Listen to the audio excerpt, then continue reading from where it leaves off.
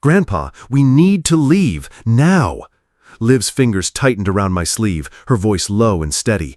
Do not touch that wine. They spiked it. There's a private room upstairs, papers waiting, lawyers ready. If you sit here one more minute, you'll sign away Turner Properties. Please trust me. Get up and walk out with me. Saturday nights at Riverside Chop House carry a confident hum. Forks meet china. Low jazz drifts from the bar. Our table for 10 glowed under brass fixtures, wrapped in talk that kept circling the same pond. Retirement strategies, power of attorney, succession. Words that sound like love when you say them with a gentle voice. My wine was the most attentive guest at the table. Each time I set the glass down, a server I hadn't summoned appeared, and the level rose back to the brim. It was too smooth for my taste, too generous for the occasion. Across the room, the manager in a dark tie paused when a refill hovered over my place. He watched the pour, logged something behind his eyes, and moved on. Sam smiled as if she had rehearsed it in the car. Dad, relax. Tonight is about family. You deserve to enjoy what you built. The man beside her, my son-in-law Mike, lifted his glass. To Charlie, who proves you can build an empire one lease at a time. He said it like a compliment and wore it like a claim. I answered questions about cap rates and tenant screening while my glass kept rising without me. I noticed fingerprints on the stem that were not mine, and a warmth that was not from the room but from under my skin. The warmth had a lazy edge, the kind that makes you nod at bad ideas and sign papers you would never touch in daylight. Liv, seated to my right, had been quiet.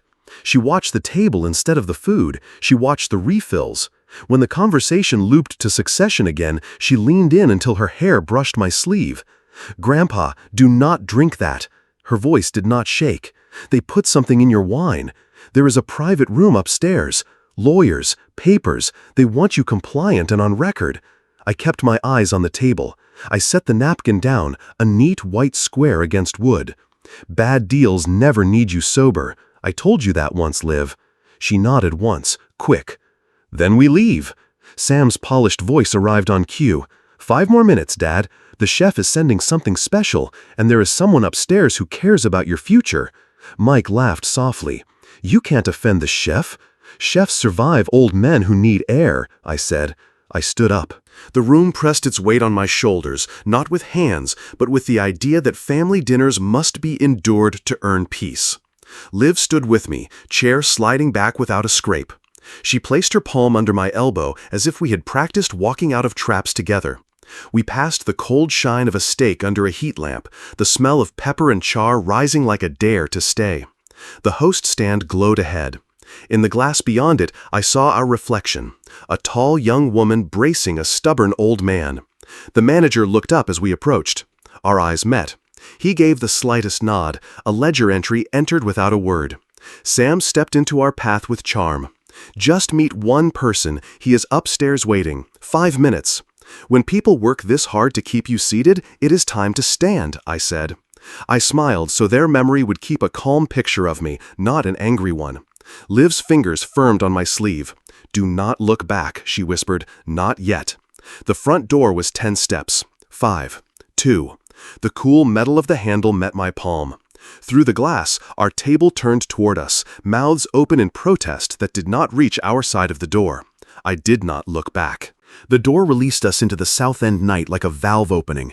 Air moved across my face, cool and clean, and the restaurant's hum snapped shut behind the glass.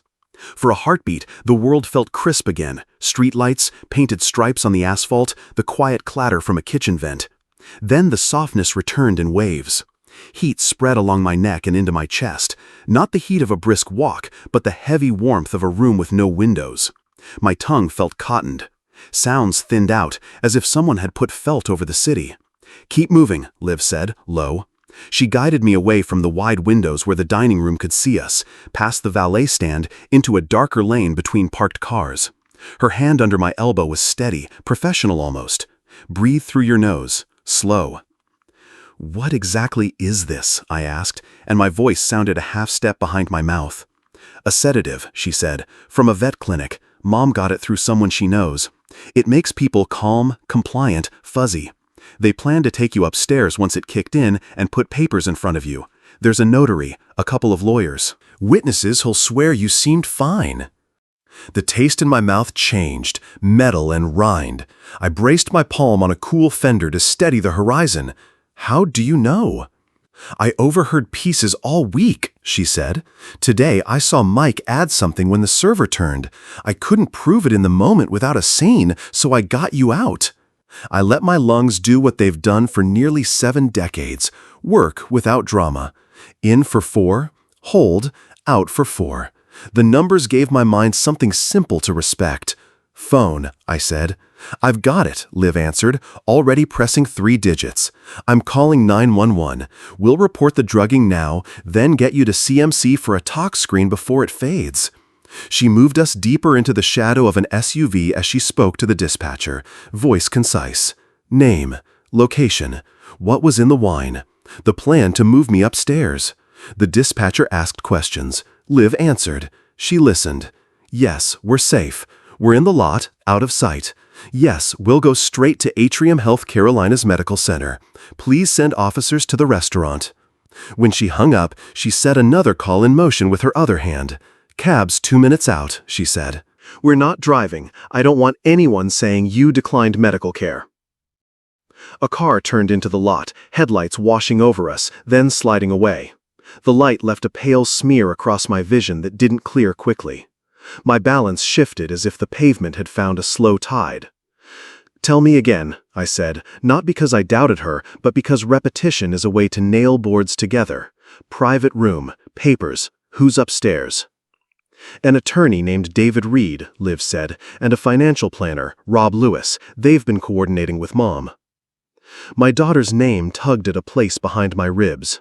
I pressed 2 fingers there and found my heartbeat, steady but dulled, like a drum under a blanket.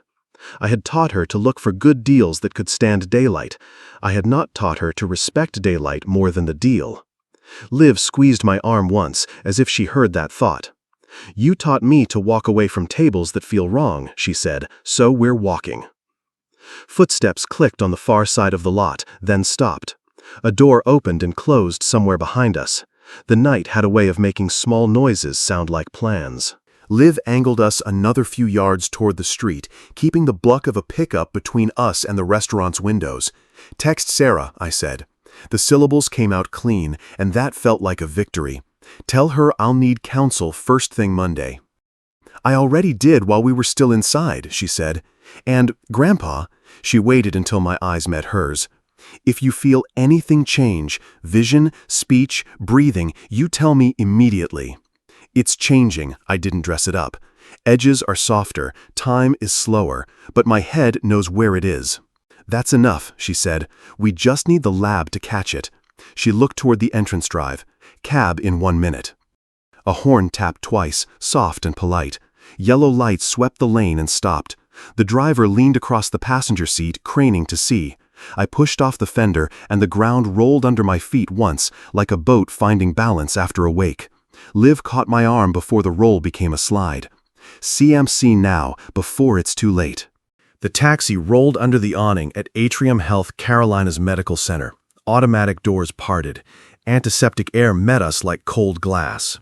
Liv paid the driver and steadied me to the intake desk. My grandfather may have been drugged at a restaurant, she told the clerk. He had 2 small sips. The glass was refilled without request. Symptoms began about 30 minutes ago. A triage nurse clipped a pulse ox to my finger, wrapped a cuff around my arm, and lifted a penlight. Blood pressure a hint high. Pulse steady. Pupils a fraction slow. I felt a thin layer of wool from the collarbones down.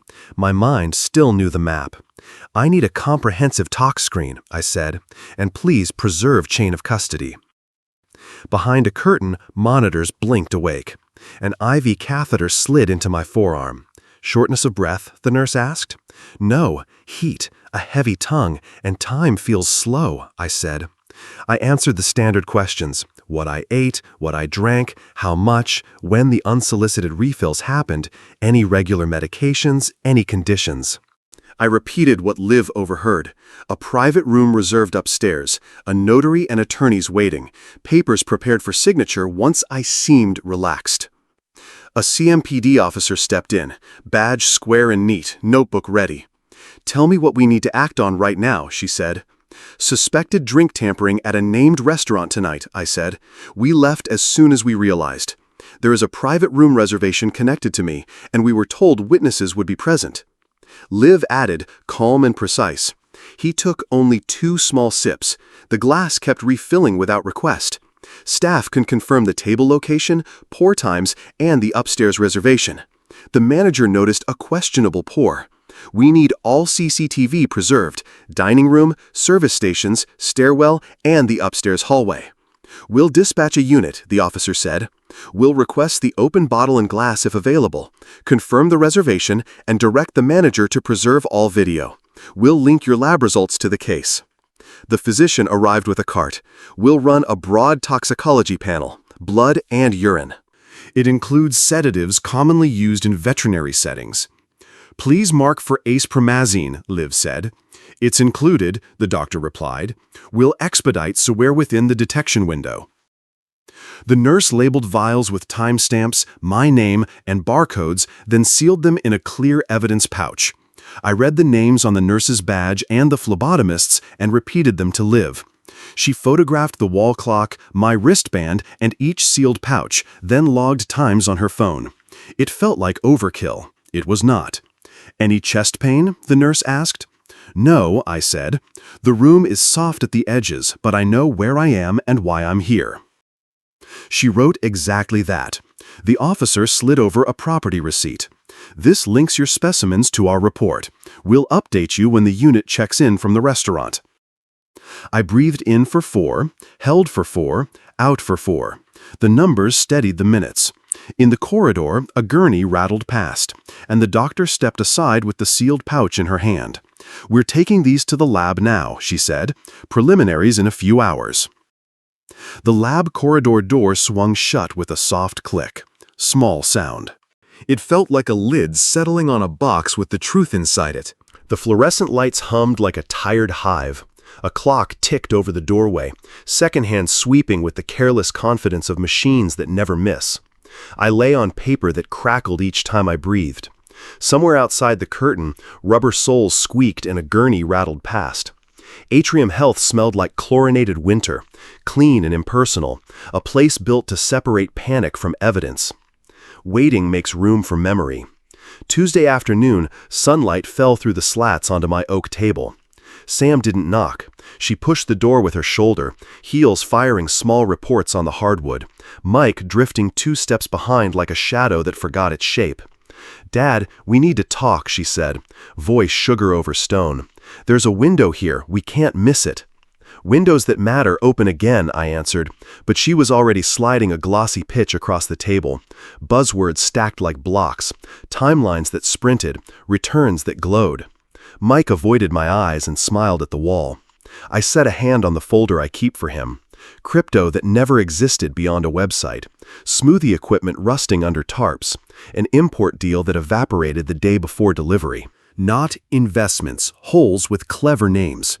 I read the totals without speaking them, then closed the file with a soft, final sound. "No," I said. "You're sitting on more than you need while we drown."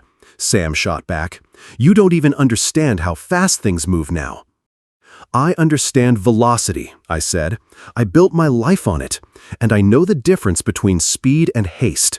I could feel the line inside me, the one I had failed to draw a dozen times for peace. I drew it. The door caught the air and slammed when they left. The house absorbed the blow and went quiet. Dust swam in rows of light. My tea had gone cold. I breathed the way I teach new supervisors to breathe when tenants are shouting. Count, then answer. Love without a boundary is permission. I told myself that out loud and felt both older and steadier for saying it. Memory slid farther back, to a swing set in Freedom Park. Sam was 8, sneakers flashing as I pushed, her hair a black ribbon against late afternoon gold. "How do you know a good deal, Daddy?" "It stands up in daylight," I said. "It lets you sleep on it. If it can't wait through the weekend, it can wait forever." She laughed and promised to wait for good ones. I can still hear that bright promise. I carried it like a photograph for decades, not noticing when the edges curled. The monitor near my shoulder chirped. Liv sat in the visitor's chair with my wallet and a notebook open, writing names exactly as I had spoken them to the officer. Samantha Turner, Michael Hayes, David Reed, Rob Lewis, Anthony Vega. She underlined preserve CCTV. She wrote chain of custody in capitals, then drew a small box around it as if to hold the words still. I practiced 4 in, 4 hold, 4 out. The room floated half an inch and settled. On the table beside the bed, my phone buzzed, face down. I didn't have to turn it over to know the name. Liv picked it up, glanced, then met my eyes. "They'll try to rewrite tonight before the lab can write it for us," she said. "They'll say you misunderstood. They'll say you're tired." She silenced the call and set the phone back on the table, screen dark as a pond. "Don't pick up," she whispered. "Not now." Before we get results, the CMPD officer flips to a fresh page. "Anything unusual before tonight?" "Yes," I say, 2 nights after the argument. Timeline. Tuesday afternoon we argued. Early Wednesday, 2 a.m., I woke to a car idling on the street. I didn't get up. At 7, I stepped outside. "What did you find?" she asks. "A twisted mailbox on the sidewalk. The post split like kindling. Red paint across my white front door. Selfish. All caps, still tacky at the edges. Tulips along the walk flattened by heavy shoes. Witnesses? Mrs. Thompson next door. She heard the engine around 2. She told me it sounded expensive. Quiet but powerful. Dark sedan. My son-in-law drives one." She notes it without looking up. "Did you report it then?" "Yes, I called the non-emergency line Wednesday morning." I point to Liv's notebook. She slides the case number over. "An officer took photos, logged the damage. I scheduled cleanup and a new mailbox that day." "Security measures?" "By Thursday afternoon, I had a camera installer scheduled. Front door, driveway, side yard. I told maintenance to add motion lights." I didn't mention it to my daughter. "What about contact from her?" "Wednesday, she texted, 'Hope you slept well. Maybe consider a safer area, closer to us.' No mention of the paint on my door." I let that sit. Friday morning, she called with the invitation to a small family dinner tonight. She said my presence was the only gift. The officer underlines the dates. So, Tuesday argument, Wednesday vandalism, Thursday cameras, Friday invitation, Saturday dinner. Consistent with escalation. Correct. She leans back. Anything else that felt like pressure or surveillance? Just the pattern, fast timelines, guilt, and the invitation framed as reconciliation. Liv adds, "And the table tonight, prepped to talk succession and power of attorney. He was nudged to drink and to relax." The officer nods. "We'll add the vandalism report to this case file. We'll canvass the street for doorbell cams and ask Mrs. Thompson for a statement. If your cameras captured anything after installation, we'll request copies." "Understood," I say. She turns the clipboard. "Sign here to confirm today's statement updates your prior report." I sign my name the way I always have, legible, slow, without flourish. Facts over drama. As she tears off the yellow carbon, my phone lights on the tray. Samantha, missed call, then a text sliding in underneath. "Are you okay, Dad?" I don't touch it. Liv tilts the screen face down. "Later," she says, after the lab speaks. The doctor returned with a printout and the careful face people wear when they're about to put facts on the table. "Mr. Turner," she said, "your toxicology panel is positive for Acepromazine." Liv breathed out, not in surprise but in relief that something had a name. The CMPD officer raised her pen. "At the detected concentration," the doctor continued, "we'd expect slowed processing, a sense of warmth, docility, and impaired judgment for several hours. 2 small sips could plausibly produce these effects if the drink was dosed. You've done the right thing by coming in quickly. We're well inside the detection window." "Any risk to his airway or heart?" Liv asked. "Vitals are stable. We'll monitor for a bit longer, but I'm not concerned about respiratory suppression at this level. We'll attach the lab certification and chain of custody documentation to his chart." The nurse returned with labeled copies for the officer. The evidence pouch made a dry sound on the tray. The officer wrote the case number in the top right corner of every page. "This links directly to your report," she said. "Our unit is at the restaurant now. They're requesting the open bottle, the glassware, and they've instructed management to lock the DVRs. We'll also verify any upstairs reservation connected to your name." I nodded and let the numbers of my breathing hold steady. 4 in, 4 hold, 4 out. Facts instead of fear. Liv's voice was softer when she spoke next, as if a decision had clicked into place. "There's someone you need to look at," she said to the officer. "Emily Parker. She's a veterinary technician. My mother knows her. I overheard Mom on the phone. The same medication they use to calm large animals, and then the name Emily. Yesterday, I saw a text preview flash on Mom's phone. Got it from an Emily, no last name. The timing fits tonight." "Where does Emily work?" the officer asked. "South Ridge Animal Clinic," Liv said, "off Park Road. I can show you my call log from today and notes from Tuesday forward." The officer took it down cleanly. "We'll follow up with the clinic and obtain records under warrant if necessary. Thank you." The doctor checked the monitor again. "We'll keep you under observation another hour," she said to me. "Hydration and rest will help the fog clear. You may feel heavy, but you should continue to orient normally. If anything changes, vision, speech, breathing, you tell us." "I will," I said, "and thank you." When they stepped out, the room felt larger. The clock added a minute to my life. Liv sat and studied me the way you study a map before you fold it, carefully, so the next time you open it, the lines still make sense. "You kept your head," she said quietly. "You gave me a reason to," I answered. My phone vibrated against the tray, with the discreet insistence of good manners. The caller ID read a number I didn't know. I let it pass to voicemail. It started again immediately. "Answer on speaker," Liv said. "If it's Mom, we don't engage. If it's the restaurant, we want to hear it." I tapped the green button and set the phone down. "This is Anthony Vega," a man's voice said. Calm, professional, the same cadence I heard supervising a dining room. "I'm the general manager at Riverside Shop House. I believe you left our restaurant a short while ago." "I did," I said. "There were irregularities tonight that concern me," he said. He chose his words with a cloth napkin. "We reviewed the dining room cameras in real time when my floor supervisor flagged a pour at your table. I have video of a guest touching your glass while the server's back is turned. The timestamps align with your refills." Liv didn't move, but her eyes brightened as if someone had cracked a door to daylight. "I'm preserving all footage," Anthony went on. "Dining room, service station, stairwell, and the upstairs corridor. I've already told my owner and am cooperating with CMPD on site. If you have legal counsel, I'll provide a copy to them as well, formally, so chain of custody holds." "We do," I said. "We'll connect you in the morning." "I'll email my contact information to the address on your reservation," he said. "Mr. Turner, I'm sorry. We take guest safety seriously." "So do I," said. The line clicked off. Liv wrote his name in her notebook, underlined it twice, then drew a small box around it the way she had with chain of custody. Outside the curtain, a cart rolled by and the hallway swallowed the sound. "A name for the drug," I said.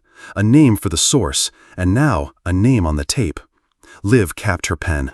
"Tomorrow, we give those names to someone who knows what to do with them." "Tomorrow," I said, "and let the minute hand give me another minute." By Monday morning, the haze had thinned to a dull edge. Sarah Johnson's office looked over Little Sugar Creek, winter trees like clean lines on paper. She greeted us, ran a quick conflict check, then slid an engagement letter across the table. "Scope is simple," she said. "Protect the assets, preserve the evidence. Coordinate with CMPD, then pursue civil remedies. Document first, emotion later." I signed. Liv and initialed the chain of custody clause without being asked. "Step 1, containment," Sarah said, drawing a box labeled Turner Properties. "List your entities and cash accounts. LLCs by cluster, operating accounts per entity. Central reserve," I said. "Property management software with user tiers." "Good. Today we alert banks of suspected fraud. Place watch flags on all accounts. Require dual authorization for any disbursement over a set threshold. Rotate passwords. Enable MFA on everything. Revoke any third-party credentials. Management side, freeze vendor changes, new payees, and wire instructions unless you approve in writing. My paralegal will sit with Liv and execute the checklist." She turned a page. "Step 2. Paper. We issue subpoenas this afternoon." She ticked items on her pad as she spoke. Riverside Chop House, reservation logs, seating charts, POS tickets, pour times, staffing schedules, and all CCTV, dining room, service stations, stairwell, upstairs corridor for a 3-hour window.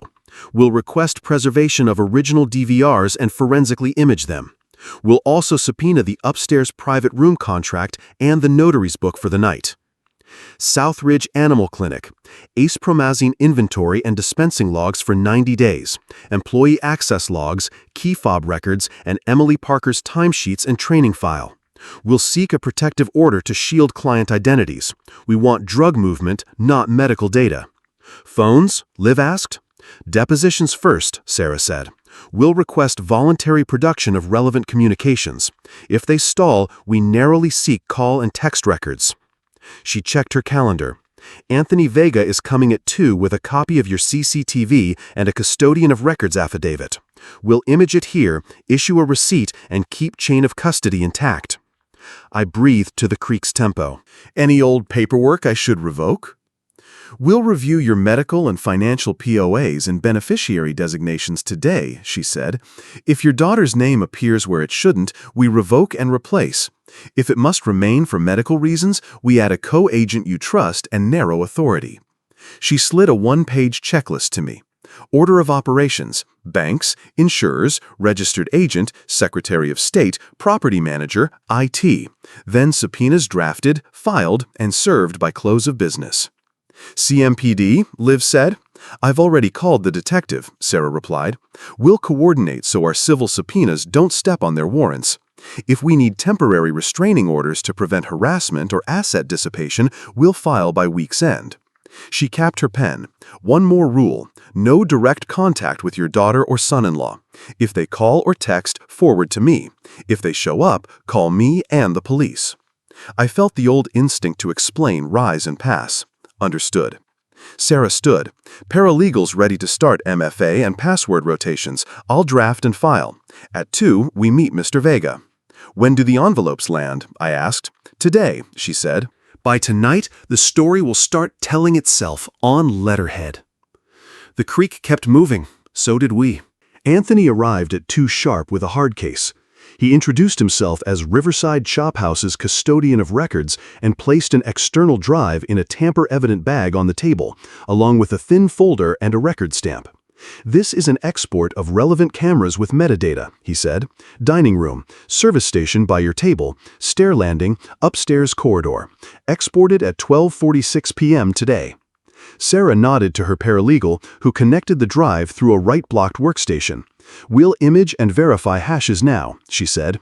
Anthony opened the folder. Seating chart. Saturday, your party labeled Turner, 10.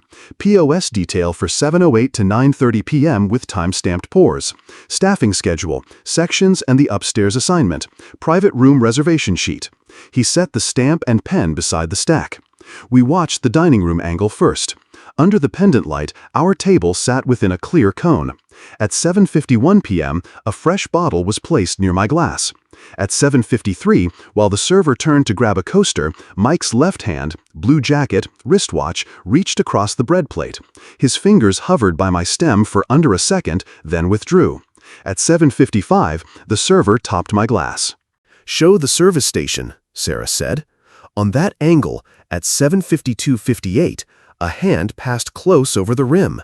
The pendant reflection shifted slightly, a reference point Anthony used to align views. 2 minutes later, the pour occurred. Stairs and corridor, Sarah said. The stair camera captured traffic to the landing. At 8:49, the upstairs corridor showed 2 suited men waiting near a door marked private. A notary bag sat on a side table. An associate checked a phone, opened the door, and glanced toward the stairwell. Sarah pointed to the reservation sheet. Anthony read, Upstairs Private Room B. Note, Turner follow-up, quiet space, 7 to 9:30 p.m. Caller ID withheld. Additional note, Notary will attend. Name of the notary? Sarah asked. Not on this sheet, Anthony said. The upstairs logbook requires sign-ins. We retained it. You can subpoena. We returned to the service station angle. At 8:20:57, Mike's hand appeared again near my glass as the server reached for a napkin. At 8:21:10, my glass was lifted and tilted. At 8:22, on the dining room angle, I took a small sip. That aligns with when you felt the warmth sharpen? Sarah asked. It does, I said. The paralegal read out the imaging results. SHA 256 hashes calculated, pre- and post-copy match. She printed the values and attached them to a chain of custody form. Sarah slid an affidavit across. Custodian declaration, true and correct copy, kept in the ordinary course, originals preserved on DVRs. Anthony signed, dated, and initialed each page of the seating chart, POS exports, staffing schedule, and the private room sheet, then stamped them with the restaurant's seal. Sarah issued a receipt acknowledging the drive's imaging and the documents received. Next steps, Sarah said. We'll file a preservation order to lock your DVRs and a subpoena duces tecum for forensic imaging at the source. We'll also subpoena the upstairs sign-in book and the notary's appointment book for that night. Anthony nodded. CMPD has a unit on site. I've told my owner, and we're cooperating fully. If the detective needs me, I'll make time. I said, thank you for moving fast. He met my eyes. Guest safety, and if this were my father, I'd want someone to act. He rebagged his copy of the drive and left with his custodian receipt. Sarah was already dialing. Clerk's office, Johnson Law. We're lodging a preservation order today with a custodian affidavit attached. Service at 8 a.m. tomorrow. Courtesy email to opposing counsel tonight. 2 targets, Riverside Chop House and South Ridge Animal Clinic. She paused, then added, we will hand-deliver exhibits. She hung up and stacked the documents in a Redwell. We'll circulate the courtesy copies this evening so they know exactly what we have and what's coming, she said. By morning, the orders post and service goes out. Liv underlined Anthony's name in her notebook and wrote hashes match beside it. I watched the time on Sarah's wall clock roll forward 1 minute. Now the paper moves, Sarah said. No flourish, just the next step. By late afternoon, our inboxes looked like switchboards. Sarah's paralegal spun up a secure folder labeled Sources. We'll keep outreach and returns clean, Sarah said. Investigator handles first contact, we document. Our investigator started with the obvious file polls. State bar records for David Reed. Firm affiliation. Prior disciplinary hits, none. CFP registry and broker check on Rob Lewis. Employment history and disclosures. Thin but present. He mapped their email domains against the reservation note and found a contact at a small suite on Moorhead, shared office space, the kind of place you lease when you plan to be temporary. Liv and I built a parallel spreadsheet, names Mike had dropped over the years, advisors he'd cited, lenders he'd approached using my reputation as soft collateral. We added columns for date, context, and whether any money ever changed hands. Patterns make their own red ink if you give them columns. South Ridge, I asked. Subpoena drafted, Sarah said, but we'll call the clinic manager to lock paper and people in place. She put the call on speaker. The manager was polite and firm. No records without legal process, staff schedules are internal, but confirmed clinic hours and that controlled drug logs exist and are reconciled weekly. That was enough for now. The investigator reached Emily Parker on his second try. She answered on a break, wind in the receiver. I can't talk long, she said. Then listen long, he replied. We have a patient harmed by diverted Acepromazine. Your name came up. You can either be the last link in someone else's chain or the first link in your own protection. Counsel is on the line if you want it. Sarah took the handoff smoothly. Miss Parker, I represent the patient, she said. We aren't law enforcement. If you cooperate, we'll notify the district attorney that you came forward early and voluntarily. We will also seek a protective order for your employment records. Silence, then a small exhale. I didn't know what it was for, Emily said. I was told it was for an aggressive dog at home, a friend of a client. I pulled 2 milliliters from stock and logged it as a spill. I know that's wrong, I know. When? Sarah asked. Friday, 4:12 p.m., Emily said. You'll see my initials on the log. The cabinet records key fob access too. My manager signs off weekly. Did anyone instruct you? Sarah asked. A woman named Sam, Emily said, quieter. She said she worked in finance. She sounded urgent. I'm not supposed to do favors like that. I won't do it again. Don't, Sarah said. We'll send you a letter memorializing your cooperation. Do not alter any records. Do not talk to anyone about this except counsel or law enforcement. We'll coordinate a time for you to give a statement. After the call, Sarah looked at me. That gives us time, date, quantity, method, and a voice. The subpoena to South Ridge now has a path to walk. Our investigators sent over photos of the Moorhead Suite directory, David Reed and Rob Lewis listed as consultants, no suite branding. He'd already requested building access logs for Saturday evening and any conference room bookings under generic descriptors. He also flagged a notary whose office shared the floor. The dots were moving closer on their own. Liv's laptop chimed. She turned the screen so we both could see. Subject line, Emergency Audit Initiated. Pinnacle's compliance officer wrote in precise, lawyerly prose, "We have opened an immediate review of accounts managed by Samantha Turner. Please preserve all documents, communications, and third-party correspondence related to the above. We appreciate your prompt notice." Sarah read it twice, then smiled without warmth. "That's the first domino," she said, and they toppled toward daylight. I added the email to our sources folder and highlighted Emily's call in yellow. Names breed accountability when they're lined up straight. "We keep going," I said. Sarah spread the exhibits across the conference table like a map you don't fold until you're sure where you're going. "This isn't about speeches," she said. "It's about sequence. Paper over people, because paper doesn't forget." She numbered our anchors on a yellow pad. Exhibit 1, dining room and service station footage. 751, bottle placement. 753, hand at the stem. 755, pour. Then repeats at 8:20:57 hand, 8:20:10 pour, 8:22 sip. Exhibit 2, upstairs corridor. 8:49, 2 suited men, notary bag, door marked private. Exhibit 3, POS receipts timestamped to match each pour. Exhibit 4, lab report, Acepromazine positive, chain of custody intact. Exhibit 5, upstairs reservation sheet, Turner follow-up, quiet space, notary will attend, 7 to 9:30. Exhibit 6, Emily Parker's anticipated statement, Friday 4:12 p.m., 2 milliliters withdrawn and logged as spill. She slid me a one-page chronology. We make time tell the story. Tuesday confrontation, Wednesday vandalism, Thursday camera scheduled, Friday drug withdrawal at 4:12 p.m., Saturday pours at 7:55 and 8:21, 8:49 corridor set, intended signing 9:15 p.m. Liv underlined 9:15 p.m. and drew a small dot. "Do we have any writing that uses that exact time?" "Working on it," Sarah said. "Our investigator requested conference room bookings for that floor under generic descriptors. If we can pull a confirmation email, even a "see you at 9:15, that's Exhibit 7. She uncapped a pen. "Now, outlines. We depose the architects first." She wrote David Reed at the top of a legal pad and read the bullets aloud, the way you test a bridge before you cross it. Foundation. Confirm licensure. Scope of engagement, billing entries, documents prepared for post-dinner signature, who requested a notary, who drafted transfer of control language, did he or his staff ever meet my client?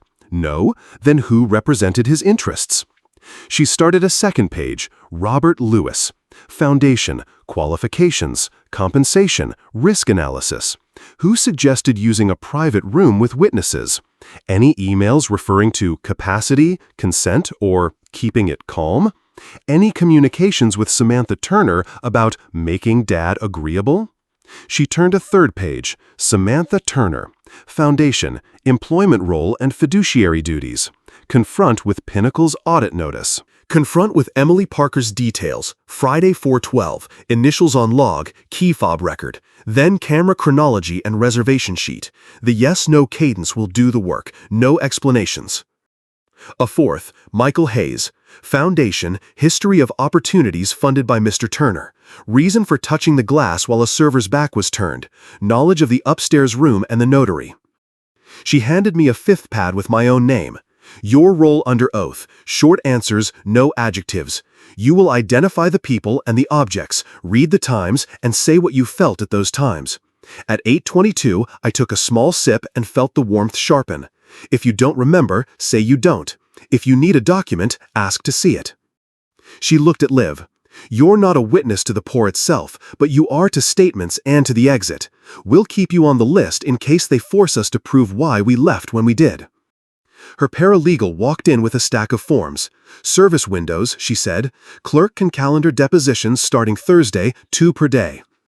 Book Reed and Lewis first, Sarah said. Family after. Serve notices today with courtesy PDFs of the exhibits so there's no ambush claim.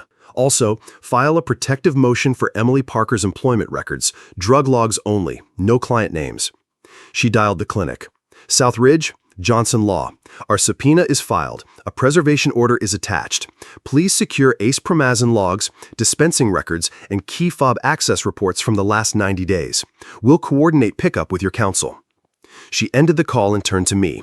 Phones will come later, if needed. First, we let paper and video do the talking. CMPD, Liv asked. I spoke with the detective, Sarah said. They'll run the criminal path. We'll share what we gather in parallel. If at any point they ask us to pause on a witness, we pause. She pushed a thin packet to me. Revocations and replacements for any stale proxies, already drafted. Sign here and here. We file this afternoon. I signed the way I always have. Legible, slow, no flourish. Her paralegal reappeared in the doorway. Clerk confirmed, she said. Notice is accepted. Reed Thursday 9 a.m., Lewis Thursday 2 p.m., Family Friday. Sarah capped her pen. Good. We lead with the tape, then the lab, then the corridor. The story will start telling itself, one timestamp at a time.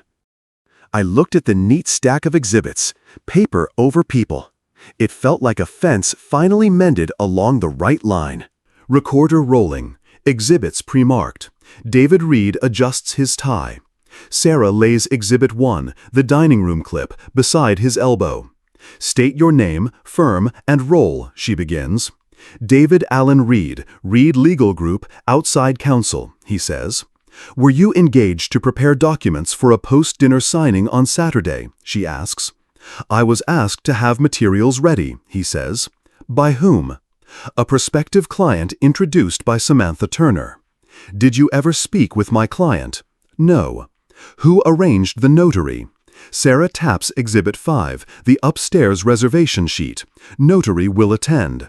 Our office requested a notary on standby, he concedes. Sarah nods to the paralegal. Exhibit 1 plays. 7:53 p.m., a hand near the stem. 7:55, pour. Exhibit 2, 8:49 p.m., 2 suited men and a notary bag outside private room B. Were you waiting upstairs at 9:15, she asks. My calendar shows an availability block, he says. Exhibit 7, Sarah says, sliding a print, see you 9:15, quiet room, from a shared suite address. Does that refresh your recollection? Yes. Any assessment of capacity or consent, she asks. That wasn't my instruction, he replies. Who gave the instruction? Communications came through Miss Turner and a consultant, Robert Lewis. Rob Lewis takes the chair next. Sarah builds foundation, then places the POS timeline between them. Did you advise using a private room with witnesses, she asks. Best practices, Rob says, quiet, fewer distractions. Any discussions about keeping Mr. Turner calm or agreeable, Sarah asks. No. Exhibit 6, she says, reading from Emily Parker's expected statement. Friday 4:12 p.m., 2 ml Acepromazine withdrawn, logged as spill. I don't know anything about that, Rob says. Exhibit 1 again, Sarah says. The screen freezes at 8:21:10 as the glass tilts. At 8:22, Mr. Turner sips. At 8:49, your witnesses stage upstairs. At 9:15, your email confirms the room. What was the plan? Discuss opportunities, he offers. Transfer controlling interest with a notary pleasant, Sarah asks. I can't speak to legal conclusions, he says. Sarah places the lab report over the POS slip. Then speak to timestamps, she says. Do you dispute them? No. Do you dispute that a signing was expected at 9:15? No. Do you dispute that you coordinated with Miss Ogletree? Turner? No. Off the record 5 minutes, opposing counsel interjects. On the record, request stated by whom? Sarah asks. Counsel for deponents, the lawyer says. Time noted, the reporter says. Reporter on. Exhibits pre-marked. Samantha Turner is sworn. Sarah keeps her voice level. State your name and employer. Samantha Lynn Turner, Pinnacle Financial. Job title and duties. Senior Advisor, I manage client portfolios. Do you understand your fiduciary duty to act in your client's best interests? Yes. On Saturday night, did you invite your father to dinner at Riverside Chop House? Yes. Did you arrange for a private room upstairs, noted Turner follow-up, quiet space, with a notary to attend? Sarah taps Exhibit 5. I didn't. Someone handled logistics. Who? A consultant, Robert Lewis. Did you intend documents to be presented to your father upstairs after dinner? We planned to discuss options. Exhibit 4, Sarah says, laying the lab report in front of Sam. Your father's tox screen is positive for Acepromazine. Do you dispute this? I'm not a doctor. It's a yes or no. I can't dispute a lab. Exhibit 6, Sarah continues. Emily Parker, veterinary technician at Southridge Animal Clinic, states that on Friday at 4:12 p.m. she withdrew 2 milliliters of Acepromazine and logged it as a spill at the request of a woman named Sam. Do you deny instructing her? Sam's eyes drop. I asked if she knew where I could get something to calm a dog. I never said. Yes or no, did you ask Emily Parker to provide Acepromazine? A long beat. Yes. Exhibit 1, Sarah says. The screen freezes at 8:21:10 while a glass tilts. At 8:22, your father sips. Exhibit 2 shows 2 suited men and a notary bag waiting outside private room B at 8:49. Exhibit 7 confirms CU 915 quiet room. Were you expecting your father to sign documents transferring control of Turner Properties? I thought he'd be open to it. Yes or no? Yes. Thank you. No further questions for now. Michael Hayes is sworn. Mr. Hayes, watch Exhibit 1, Sarah says. The 753 frame shows his left hand near the stem as the server turns. Is that your hand? It looks like. I was moving bread. Exhibit 1 again, 8:20:57. Your hand reappears near the rim. At 8:21:10, the glass tilts. At 8:22, Mr. Turner sips. Why were you reaching toward his glass while the server's back was turned?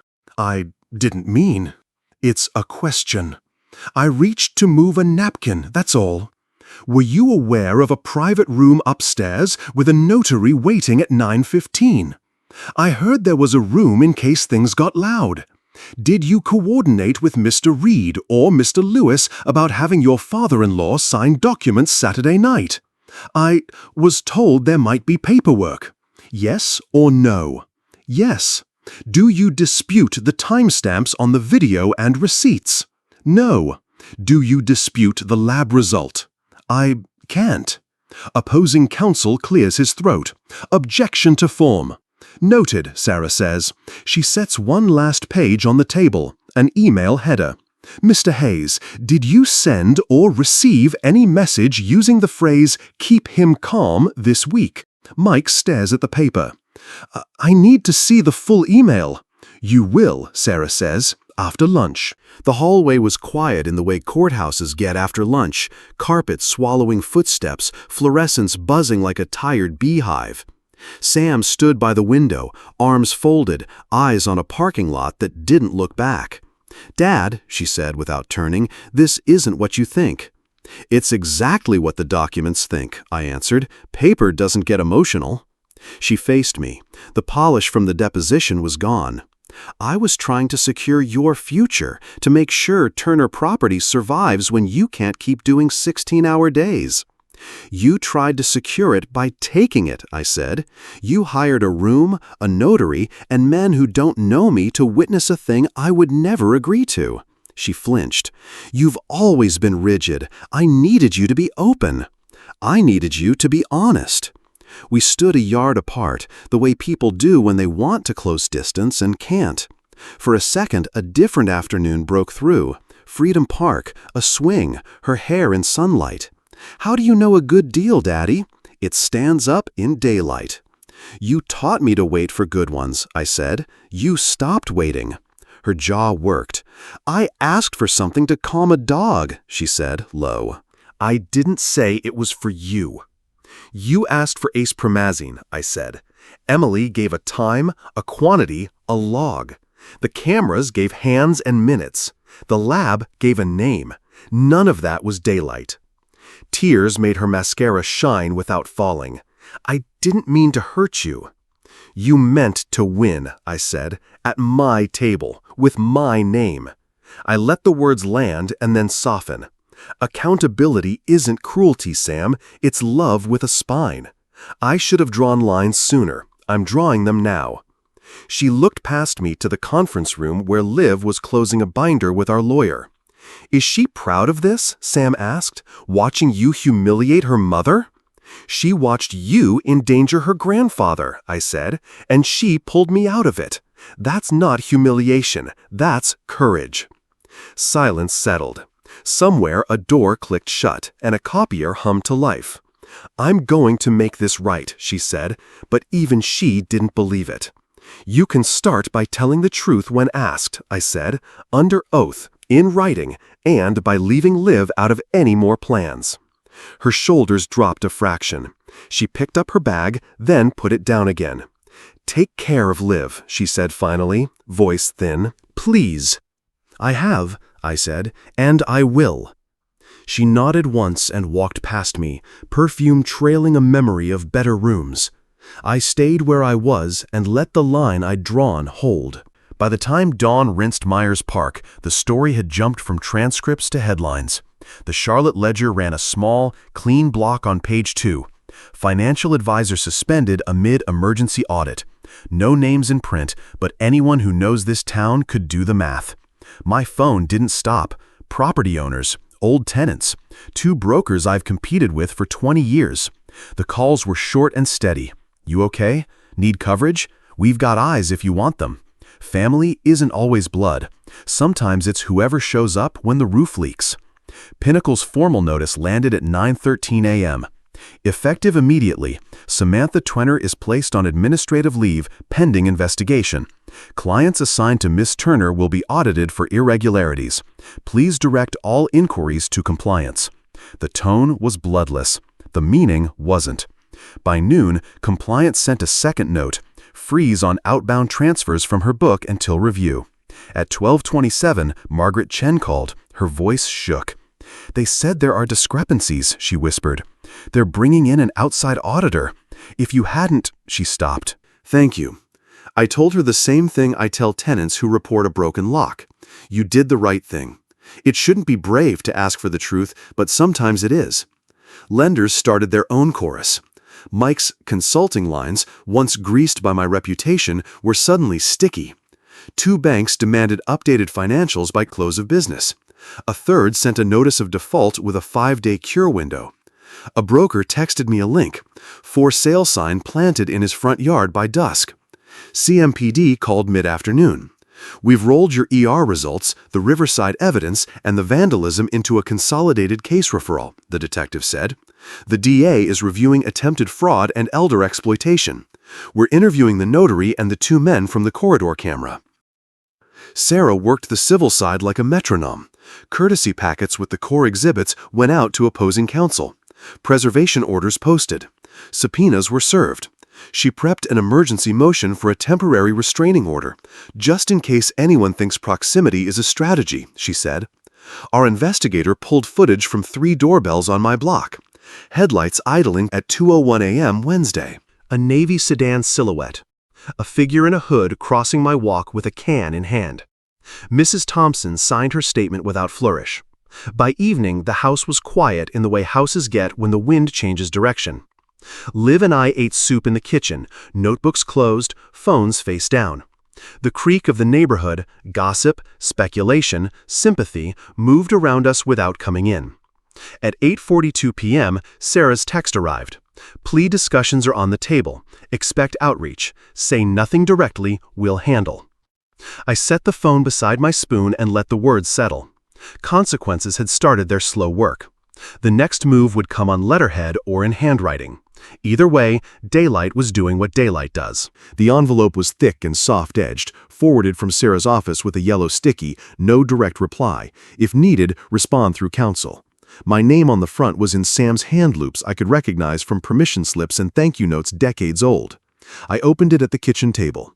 No preamble, no defense, just her ink, steady enough to be deliberate. "Dad, I'm sorry," it began. I told myself I was securing your legacy.